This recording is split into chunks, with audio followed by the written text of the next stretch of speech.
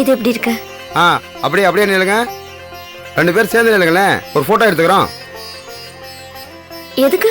நம்ம கடையோட 25வது ஆண்டு விழா கொண்டாடிட்டு இருக்கோம். நம்ம கடைக்கு வர புதுமண தம்பதிக்கு ஒரு இலவச கூப்பன் தரோம். அது ஊட்டி போற 4 நாள் அனிமன் ட்ரிப்பு. இன்னைக்கு தான் கடைசி தேதி. நிறுத்துங்க.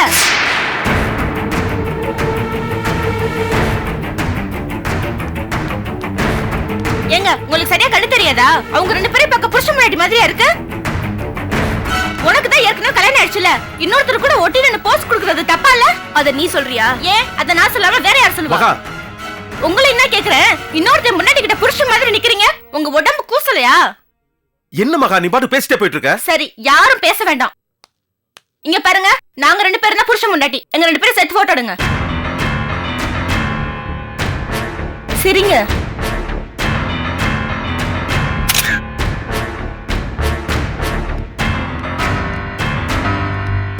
வாங்க.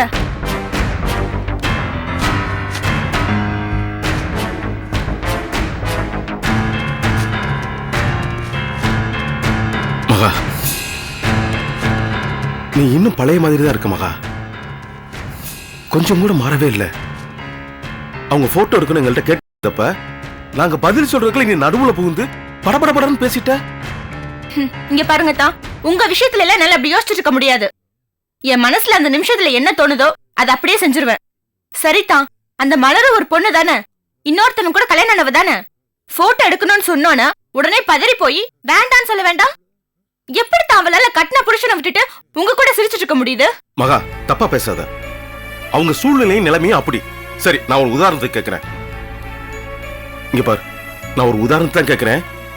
தப்பா எடுத்துக்காத, சீரியஸ் எடுத்துக்காத. இங்க பாரு மகா, விளையாட்டுக்கு தான் கேட்கிறேன். கேளுங்க. மறுபடியும் சொல்றேன் மகா, சீரியஸா எடுத்துக்காத. இப்ப உனக்கு தாலி கட்டினது ஒருத்தன், ஆனா உனக்கு புருஷன் நடிக்கிறது இன்னொருத்தன். அப்படி ஒரு நிலைமை வந்துச்சா நீ என்ன பண்ணுவ? முதல்ல புருஷனை நடிக்கிறான்ல அவனை கொல்லுவேன். அடுத்து நீங்க என்ன கல்யாணம் பண்ணிட்டு இன்னொருத்தனை புருஷனை நடிக்க விட்டுட்டு இருக்கீங்கல்ல, அதுக்காக உங்களை கொல்லுவேன். இது 2 ஒண்ணுதானே? ஆமா, எனக்கு தாலி கட்டினதும் நீங்களே தான் இருப்பீங்க, குடும்பம் நடத்துறதும் நீங்களே தான் இருப்பீங்க. 2 ஒண்ணுதானே? மகா நீ எல்லாம் செலக்ட் பண்ணு. லேசா தலை சுத்துற மாதிரி இருக்கு, நான் அப்படியே உட்காந்துருக்கேன்.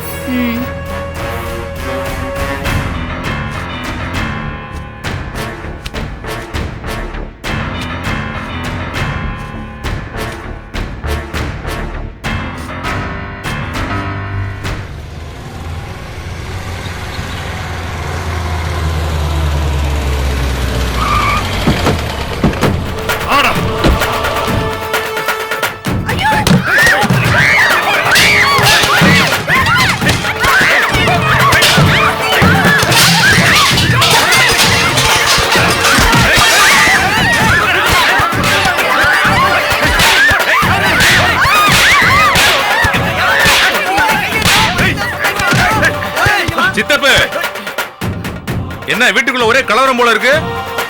டேய், வெளியே வாங்கடா.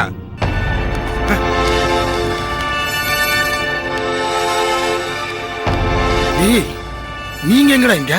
என்ன வீடு புகுந்து ரவுடித்தனம் பண்றீங்களா? யார பத்தியா கேக்குற? 4 பிளாஸ்டிக் சாமா, 2 எவர் சில்லர், வீணா போன காய்கறியை கொட்டினதுக்கு இந்த கொதிக்கிற? சொத்துல பங்கு கேட்டு வந்தா நாங்க விரல் சூப்பணுமா? டேய், சொத்துல பங்கு கேட்டோமா? டேய், எப்போ என் அண்ணன் போய் சேர்ந்தார அப்போ உங்களுக்கு எனக்கு ஒண்ணு இல்ல நாய் போச்சடா. அன்னைக்கே சொன்னேன், உங்க காசு பணம் எதுவுமே எங்களுக்கு வேணாம்னு சொன்னேனடா. கேட்டு வந்தா இப்ப வீரவசனம் பேசு, போனதுக்கு பின்னாடி ஆள் அனுப்பி வை. என்னடா பேசுறீங்க? யாரா எங்கடா வந்தா? அதான் தம்பி, உங்க அப்பா தான் அந்த மாப்பிளைய அனுப்பி வச்சிருக்காரு. டேய், மாப்பிளையா? யாருடா? என்னடா சொல்றீங்க? ஆமா, என்னடா சொன்ன நொன்னடா சொன்ன எங்களையே கேளு. ஏன் அந்த முருகேசன் உனக்கு தெரியாது? முருகேசனா? அவரா? அவராவா? அதானே, ஆத்து நிறைய தண்ணி போனாலும் ஏதோ ஒண்ணு நக்கி தான் குடிக்கணும்னு சொல்லுவாங்களே. எங்க அப்பன் கூட பிறந்தேன்னு உன்னை சொல்றதுக்கே அசிங்கமா இருக்கியா? டேய், புரியுற மாதிரி சொல்லுங்க. இதுல விளக்கமா படம் வேற போட்டு காட்டணுமா சித்தப்பு? நீ கூட்டிட்டு வந்தியா அந்த 2 எடுப்பட்ட சிரிக்கிங்க, அதுங்களால வந்த வேணாதான் இது. அந்த வீரலட்சுமிக்கு நீ தானே மாப்பிள்ள பாத்திருப்ப? டேய், இவரு பாத்துருக்கணும், இல்லன்னா அவளுகளே தேடி இருப்பாளோடா. டேய், நான் இன்னும் மரியாதை தான் பேசிட்டு இருக்கேன். அந்த முருகேசன்றவன் நான் வந்து வீரலட்சுமியை கல்யாணம் பண்ணிக்க போறேன், அது பேர்ல சொத்து இருக்குமே வந்து நடு வீடு வரைக்கும் வந்து உட்காந்துக்கிட்டு சொத்தை செட்டில் பண்ணுங்கிறான். கூட ஒரு வக்கீல் வேற நல்லா அடிச்சு துரத்தி அனுப்பிச்சமே, உங்ககிட்ட வந்து சொல்லல. என்ன சித்தப்பு எதுவும் தெரியாத மாதிரி நிக்கிற? அனுப்புறத அனுப்பிட்டு இப்ப என்ன ஆக்ட் கொடுக்குறியா? தப்பு நடந்திருக்கு, அதுக்கு நான் மன்னிப்பு கேட்டுக்கிறேன்.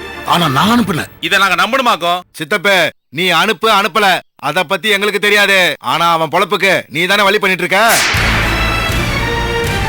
இப்பவும் சொல்றேன், எங்க அப்பா ரத்தம் தான் உன் உடம்புலயே ஓடிக்கிட்டு இருக்கு. தெரிஞ்சோ தெரியாமலோ நீ எங்களுக்கு சித்தப்பன் ஆயிட்ட. அதனாலதான் உனக்கு மரியாதை கொடுத்துட்டு இருக்கேன். இனி அவளுங்க பேரை சொல்லியோ இல்ல உன் பேரை சொல்லியோ சொத்து கித்துன்னு எவனாவது என் வீட்டு வாசல்ல காலை வச்சான், அவனுக்கு சாவுதான்டா. பாத்துக்க, இதுதான் உனக்கு முதலும் கடைசியமா சொல்றேன். சித்தி, உங்க மேல எங்க அம்மாக்கு இன்னமும் மரியாதை குறையாம இருக்கு.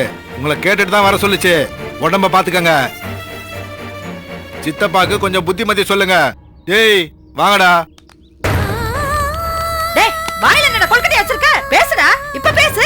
அன்னைக்கு என்னமோ சொல்லிட்டு போன, யாரு முக்கியமா இல்லையோ எங்களுக்கு எங்க அப்பா தான் முக்கியம்னு போனீங்க. போய் அந்த சனியன்களை கூட்டிட்டு வந்தீங்க. இப்ப அது கூரை ஏறி ஓட்டு பிரிக்குது. டேய் கேளுடா, இது மட்டும் தானா இல்ல என்ன இருக்கா? நான் ஒருத்தி மட்டும் தான் அன்னையில இருந்து கத்திட்டு இருக்கேன். வாயை மூடுடி. இனி யாரும் ஒரு வார்த்தை பேசக்கூடாது. நடந்தது தப்புதான், அதை சரி பண்ண எனக்கு தெரியும். ஓடி உள்ள.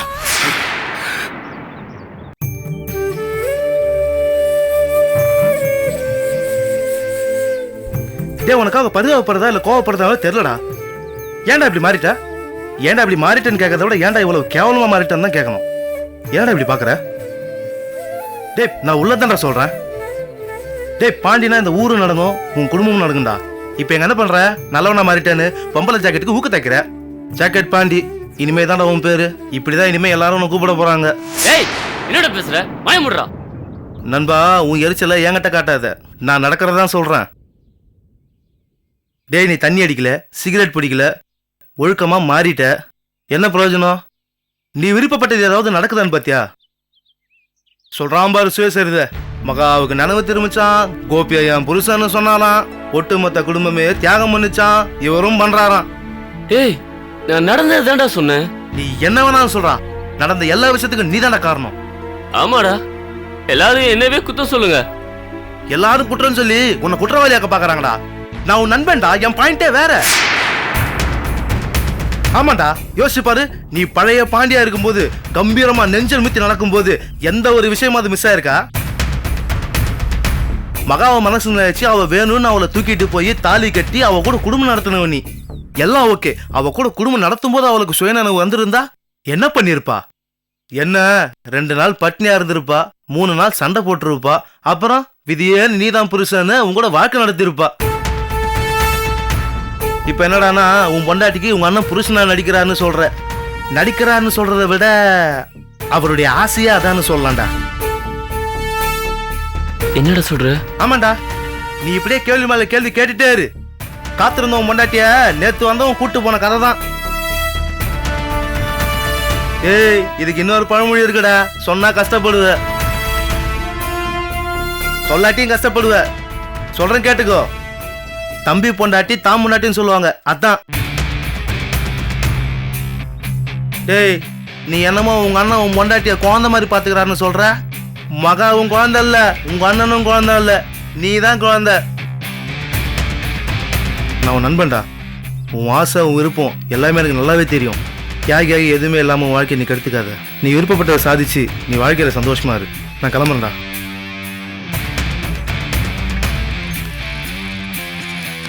அண்ணே வணக்கண்ணே, நல்லா இருக்கீங்களா அண்ணே? பாண்டியை பார்த்து ரொம்ப நாள் ஆச்சு, அதான் பார்த்துட்டு போகலான்னு வந்தேண்ணே. சும்மா சொல்றாதுண்ணே, நீங்கள் நிஜமாவே பெரிய ஆள் தான். நீங்கள் நினைச்சது மாதிரியே பாண்டியை மாற்றிட்டீங்க. பாண்டியே வரேன்டா. அண்ணே நான் வரேண்ணே.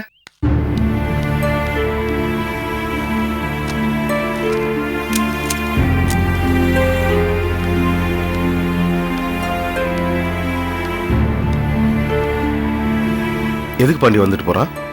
இல்லண்ணா இந்த பக்கம் சும்மா வந்தான், அதான் பேசிட்டு போறான். இவன் சரியான ஆள் கிடையாது பாண்டி, இவன் சவாசமே வேண்டாம். அண்ணே பாண்டி, இப்ப உனக்கு எந்த கெட்ட பழக்கமும் இல்ல, அவன் பழக்கமும் இல்ல, இப்ப நீ ரொம்ப நல்லா இருக்க. இப்ப திடீர்னு அவன் உள்ள வந்து வேற ஏதாவது பண்ணி நீ பழைய மாதிரி பயமா இருக்கு பாண்டி. அத கூட விட்டுரு. இப்ப நம்ம ஏகப்பட்ட குழப்பத்துல இருக்கோம். மொத்தத்துல சரியா புரிஞ்சுக்க முடியாத நிலைமையில இருக்கோம்.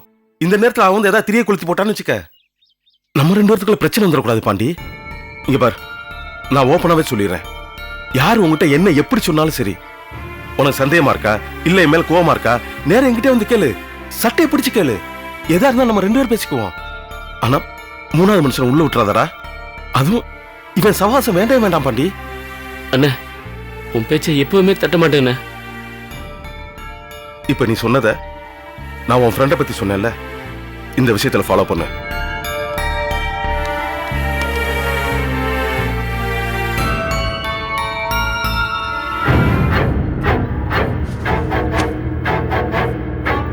உன்னை தவிர யாராலையும் இவ்வளவு காரியத்தை பண்ண முடியாதுடா.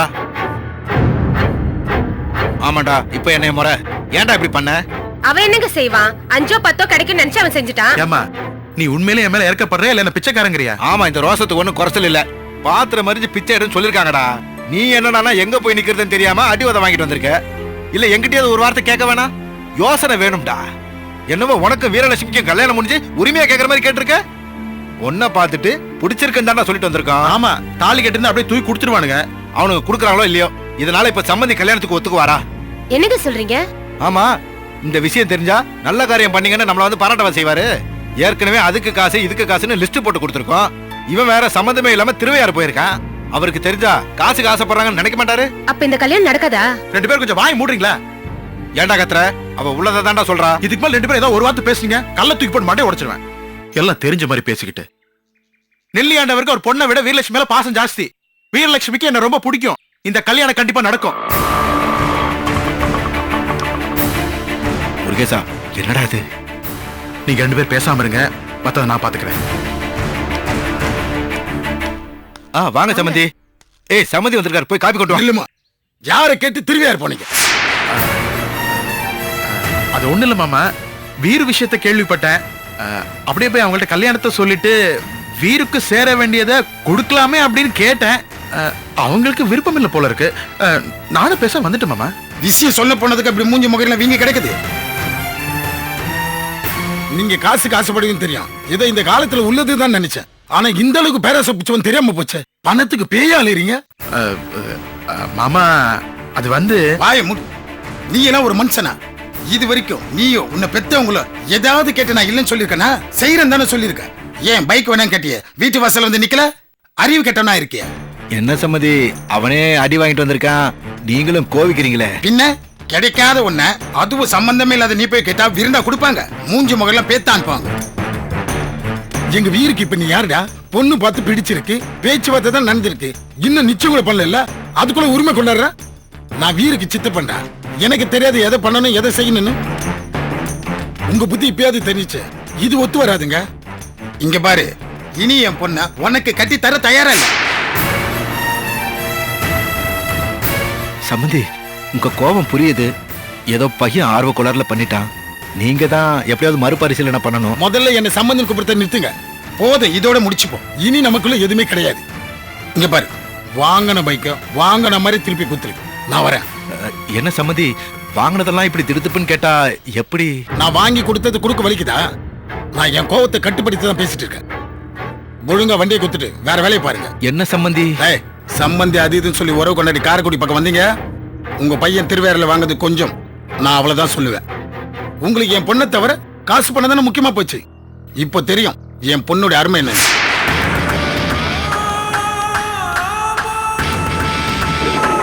நெல்லி வீட்டு சம்பந்தத்தை வச்சு நம்ம குழப்ப ஓட்டலாம்னு பார்த்தா இப்ப உள்ளதும் போச்சுடா முருகேசா. இப்ப என்னங்க செய்யறது? என்ன கேட்டா, என்கிட்ட நான் புது சம்பந்தம் ரெடியாவா இருக்கு. இப்ப யாருகிட்ட போய் பொண்ணு கேட்டு நிக்க முடியும்? வாங்கின காயம் வத்துறதுக்கே 3 மாசம் ஆகும் போல இருக்க. நல்ல வேலைடி, நம்மளை கூட்டிட்டு போகாம இருந்தானே.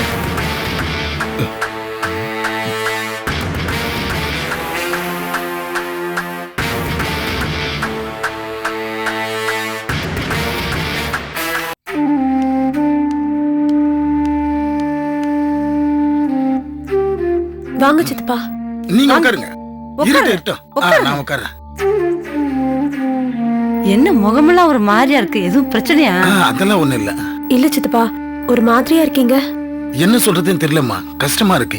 என்னங்க, என்னாச்சு? அண்ணி, வீருக்கு பார்த்த மாப்பிள்ள ஒரு குணங்கெட்ட ஆளா இருக்கான். என்னங்க சொல்றீங்க? ஆமா அண்ணி, அவனுக்கும் அவன் குடும்பத்துக்கும் பணத்தில் தான் கண்ணா இருக்கு, வேற எதுவும் தெரிய மாட்டேங்குது. எங்க நகை எதுவும் அதிகமா கேக்குறாங்களா? அப்படி கேட்டதால பரவாயில்ல அண்ணி, நான் பண்ணிருப்பேனே. ஆனா அவங்க வேற கணக்குல போறாங்க. என்ன சொல்றீங்க? ஆமா அண்ணி, நம்ம பார்த்திருக்க மாப்பிள்ள முருகேசு தேவையில்லாம திருவியாருக்கு போய் வீரலட்சுமிக்கும் சொத்துல பங்கு இருக்குல்ல, அதை குடுங்கன்னு கேட்டிருக்கான். அதுவும் வக்கீல வச்சு கேட்டிருக்கான். ஐயோ, அவங்க சும்மா விட்டாங்க. வக்கீலையும் மாப்பிள்ளையும் அடிச்சு துவைச்சு அமைச்சிருக்காங்க. அதுக்கப்புறம் அண்ணன் பசங்க எல்லாரும் என் வீட்டுல வந்து ரகலை பண்ணி ஒரே பிரச்சனையா போச்சு. ஐயோ, உங்க வீட்டுல பிரச்சனை பண்ணிட்டாங்களா? வீர சும்மா இருந்திருக்காதே. நீலவனை சமாளிச்சிட்ட நீ, அது விடுங்க அண்ணி. நான் சொல்றேன், தப்பா எடுத்துக்காதீங்க. இந்த சம்பந்தம் நமக்கு ஒத்து வராது. நேரா அவங்க வீட்டுக்கு போய் ஏன் பொண்ணு வீரலட்சுமி உங்களுக்கு கட்டித்தர முடியாது, பைக்கை வந்து கொடுத்துருன்னு சொல்லிட்டேன். நீங்க சொன்னதாங்க சரி, இந்த மாப்பிள்ளை வேண்டமே வேண்டாங்க. அம்மா, நீ என்னம்மா நினைக்கிற? ரொம்ப தப்புன்னு நினைக்கிறேன். விடுமா, இந்த மாப்பிள்ளை இல்லைன்னா இன்னொரு மாப்பிள்ள. நான் அவரை தப்புன்னு சொல்லல.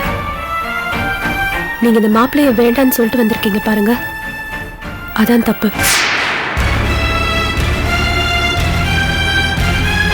என்னம்மா சொல்ற? ஆமா சித்தப்பா, எங்க அப்பாவோட சொத்தை கேட்கறதுக்கு ஆள் இல்லைங்கிறதுனால தானே நாங்க இப்படி தர்த்தரத்துல இருக்கோம். அவர் இப்பவே இவ்வளவு விவரமான ஆளா இருக்காருன்னா கண்டிப்பா பணம் சேர்க்கறதுல பெரிய ஆளாதான் இருப்பாரு. அனாவசியமா பணமும் செலவு செய்ய மாட்டாரு. இரு, குணம்னு ஒண்ணு இருக்குல்ல வேறு. அம்மா, நீயும் நல்ல குணம்தான், அப்பாவும் நல்ல குணம்தான். ஆனா நம்ம எந்த நிலைமையில இருந்தோம்? சித்தப்பா, இவரு நீங்க பார்த்த மாப்பிள்ள, என் குடும்பத்துக்கு அவர் கரெக்டா தான் இருப்பாரு. எனக்கு அவரையே கல்யாணம் பண்ணி வைங்க.